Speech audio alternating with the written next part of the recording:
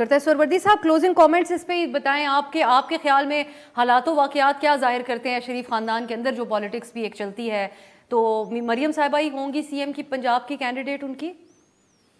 मेरा ख्याल है ये अभी क्लियर नहीं है। नवाज शरीफ ऑप्शन ओपन रख रहे हैं, क्योंकि अगर शहबाज साहब भी एमपीए लड़ रहे हैं और मरियम भी लड़ रही हैं तो इसका मतलब कार्ड्स ओपन है।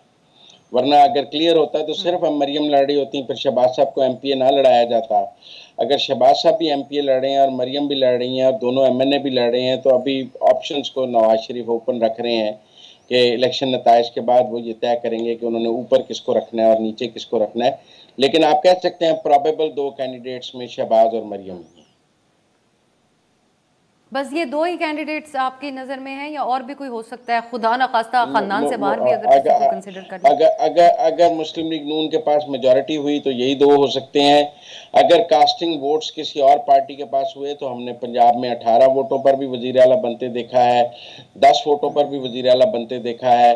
पंजाब के अंदर अगर कोई सियासी जमात अपने ऐसे 10 वोट भी ले आए, 10 सीटें भी ले आए जिनसे वो वजीर आला का खेल खेल सके,